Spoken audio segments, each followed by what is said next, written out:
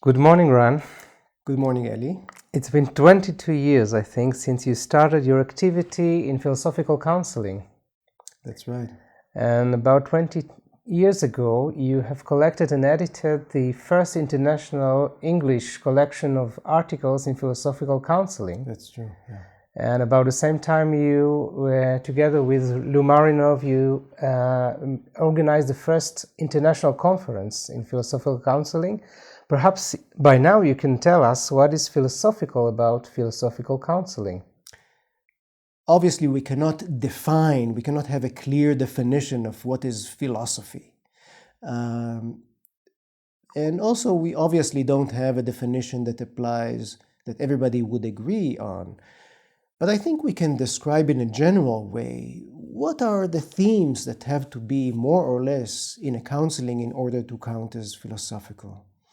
And there are some answers that are floating in the field that I think are not very good answers. For example, I can hear some people saying that what is special about philosophical counseling, what is philosophical in philosophical counseling, is that we don't impose anything on the counselee. We give him or her space.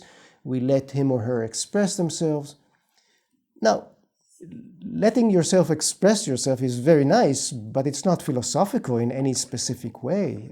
When I compare the great philosophers, is that what they did? Obviously not. So I think that this is not a good answer to this question. Or another kind of answer that I can hear in the field is that what we do is we analyze, we do critical thinking, we expose assumptions, and we analyze concepts to little conditions, pieces. But again, if I look at what the great philosophers did, they did much more than that. This is not really philosophical practice because a lot of people do critical thinking, not only philosophers. So now we have a better idea what philosophical counseling is not. Could you be more positive and tell us what it is? Okay, well, in the most general sense, one can say that philosophical counseling or philosophical practice in general is about the basic issues of life. Philosophy, what it does is it deals with the fundamental issues of life. What is love? What is meaning? What does it mean to know? What is the self? What is a relationship? But this is a very general characterization. And it's not unique to philosophy. After all, theologians, religious people, psychologists also deal with the same issues. And what is your answer? I think that the answer to what is philosophical, what does it mean to say that it's philosophical, the answer can be found if we look at the history of philosophy. If we look at all the philosophers, the rationalist and the non-rationalist, the ancient and the modern, all important philosophers and mediocre philosophers as well. Kant and Hegel and Bergson and Plato, everyone, I think, what they did was they didn't only analyze or do critical thinking. Rather, they constructed theories or ways of understanding or worldviews.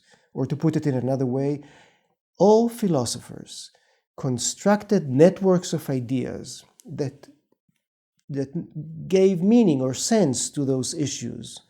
And by networks of ideas, I mean concepts, distinctions, assumptions that created a certain view that made sense of the issue in question. So in a way, constructing new ideas in a relevant way is relevant also to philosophical counseling? Then it must be there if it is to be philosophical. Without that, without constructing networks of ideas, of understanding that give meaning to make sense of the issue, I don't see why it's philosophical. But I should add some qualifications. The construction of networks of ideas in philosophy, which is called philosophizing, has to be, first of all, it has to be creative. It's not just taking a network of ideas from somebody else and applying it to this case. So if a philosophical counselor takes Aristotle and says, you are this, or takes Sartre and says, you're this, this is not really philosophizing, it's just applying a philosophical theory to the counselee. So it has to be creative. It also has to be dialogical. In other words, philosophizing means that you are in a dialogue with previous philosophers. There is wealth of wisdom in the history of philosophy, and all philosophers went forward. They reacted to previous philosophers. They used previous ideas. So, for example, Aristotle is a reaction to Plato, and Kant is a reaction to David Hume. So any kind of philosophy has to be also dialogical, and it also has to be critical. In other words, I construct my network of ideas not on the basis of faith, for example, as in religion, not on the basis of scientific evidence, as in science, but in a critical way. So to sum up, it seems to me that a very important theme in philosophy that makes philosophy philosophy is that you construct networks of ideas that shed light on basic issues of life in a creative, dialogical, and critical way. So now that we have a general idea of what is philosophical about philosophical counseling, perhaps you could give us an example. In my approach to counseling and to philosophical practice in general, the point is not to find solutions to answers. The point is not to direct people to how to solve their problem or how to become happier. That I leave to psychologists and to coaches. My role is what philosophy is all about, is to enrich our life, to look at life more deeply, to open ourselves to bigger horizons. And so in order to open ourselves to bigger horizons, self-understanding is extremely important. That's very, very, very interesting. Could you give us a specific example that you remember now? Yes. So, for example, several years ago, I had a counselee in her late 40s that came to me with a feeling that life is somehow going nowhere for her, that she really hadn't lived life, that she's not doing anything of significance. And we started to talk about it. And as usual, my purpose with that person is not to make her happy or to tell her what to do so that she can find some meaning in life, but rather, first of all, to look at herself, to understand her way that she interprets the world, because we all interpret our world all the time. I'm not talking about general opinions or declarations, but in the way that we react with people, in the way that we do all kinds of small activities, we are constructing a world. And so the question is, what is your world? And to understand this world is really to create a theory, if you want, a network of ideas that would express the way that she relates to her world. So what we did, we started to look at very specific events that happened this morning, that happened yesterday, that happened last year. And we tried to see what kind of relationship she has with the outside world and also with herself. And it became quite clear already at the beginning. This usually happens in the first two sessions, that things are starting to get clear, that her everyday behavior, many small events, reflect the same basic interpretation of the world, the same basic theory, you can say.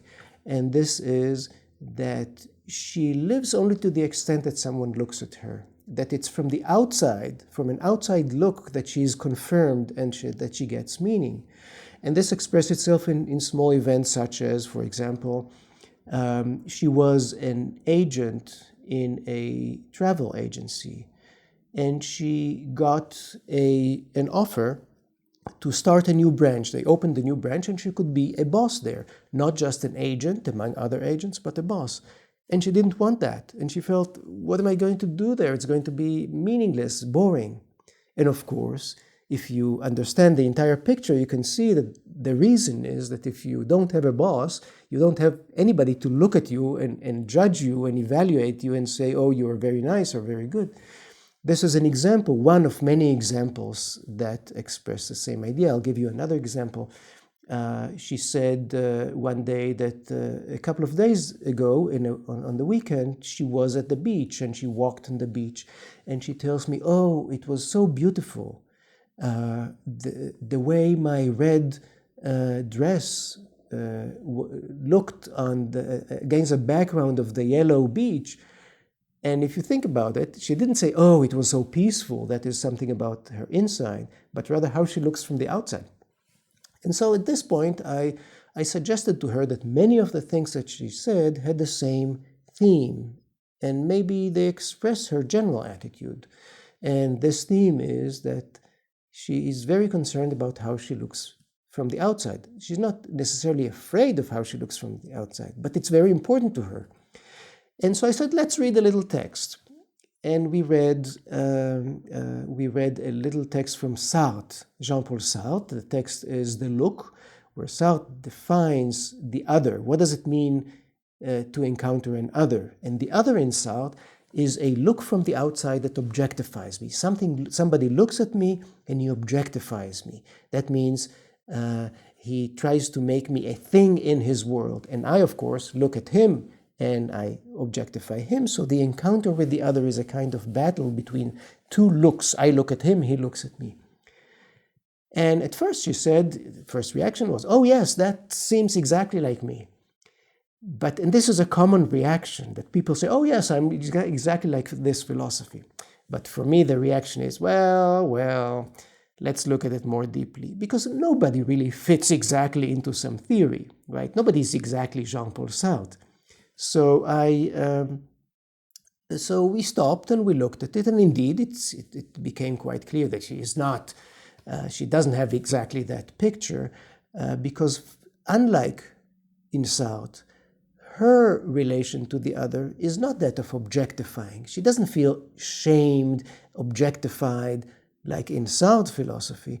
Rather, she uses that. She manipulates the other by being the object of look. She gives meaning to her life, to things that she does. Oh, that's good, that's nice, that's meaningful, by manipulating her and playing with the others.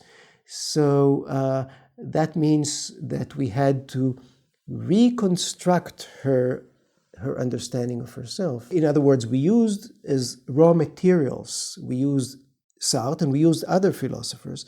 None of them applied exactly to her.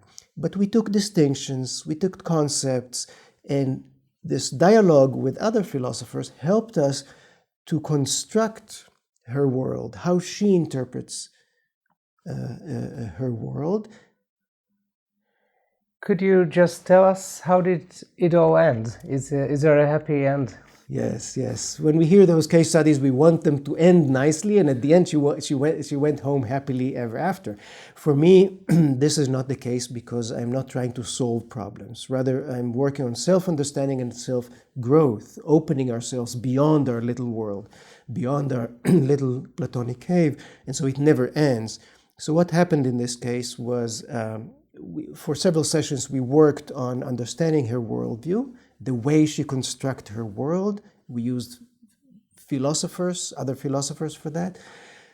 And then the issue was how to open herself beyond that. And what we did, we worked on other voices that exist in her. Because, of course, a person is never only one theory. And this woman was also more. So we explored these other voices. At that time, I was working at Haifa University half a year and half a year in the United States, so I had to leave. But for me, it's a fine ending, because this is part of life, self-understanding. We did several months of work like that, and she continued, I hope she continued to work on herself, on understanding herself, and opening herself to wider horizons. Okay. Thank you very much, Ran. I think we have a better idea of what is philosophical in philosophical counseling by now. Thank you. Thank you, Eli.